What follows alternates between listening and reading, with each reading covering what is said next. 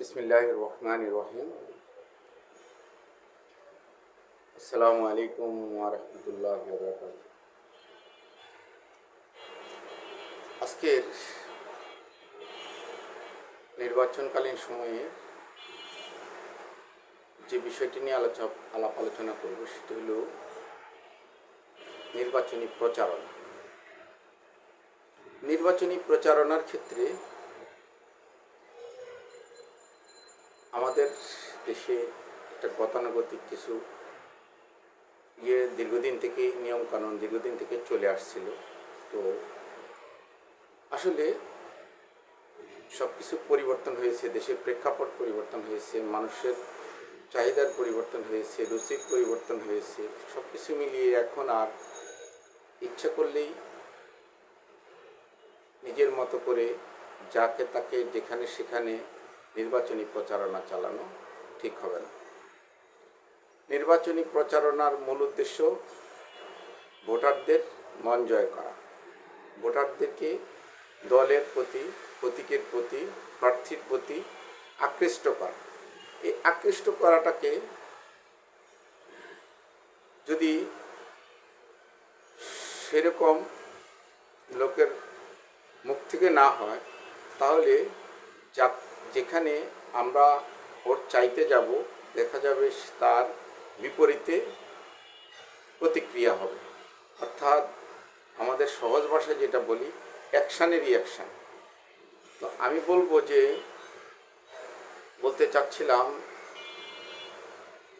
বিগত দিনে যারা বিভিন্ন সামাজিক অপকর্মের সাথে জড়িত, বিভিন্ন ধরনের অপকর্ম করে কুলুষিত হয়েছেন, আমি বলবো যে তারা যদি নির্বাচনী প্রচারণা অথবা নির্বাচনী মিছিল, সভা সমাবেশ এর অগ্রভাগে থাকেন, তাহলে যারা ভোট দিবেন এবং ভোটার তারা অবশ্যই বিমুখ হয়ে যাবেন।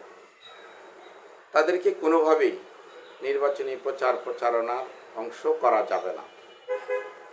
আমি বিশেষ করে বাংলাদেশ জাতীয়তাবাদী দল বিএনপির সর্বস্তরের নেতাকর্মী, বিশেষ করে প্রচারণায় সবচেয়ে বেশি অংশগ্রহণ করে থানা এবং ওয়ার্ডের নেতাকর্মীরা। তো তাদের একেবারে তৃণমূল পর্যায়ে অংশগ্রহণ থাকে। তাদেরকে আমরা বলবো, আপনারা এদেরকে পরিহার করুন। এদেরকে পরিহার করলে দলের ইমেজ তৈরি হবে, প্রার্থীর ইমেজ তৈরি হবে, আপনার প্রতীকের ইমেজ তৈরি হবে, আপনার কাছে মানুষের গ্রহণযোগ্যতা বাড়বে। আর সবচেয়ে বড় কথা হলো, একজন সমাজগ্রহীত লোকের কথাবার্তা এবং একজন ফ্রেশ চিন্তা চেতনার মানুষের কথাবার্তা কখনো এক হইতে পারে না। স্বচ্ছ চিন্তা চেতনার মানুষের কথাবার্তা কখনো এক হতে পারে না। সুতরাং ওই ধরনের লোকদেরকে পরিহার করুন, যারা ইতিপূর্বে সন্ত্রাস, চাঁদাবাজি, সমাজের বিভিন্ন অন্যায় কাজের সাথে জড়িত ছিল। তাদেরকে পরিহার করে নির্বাচনী প্রচারণা পরিচালনা করতে হবে।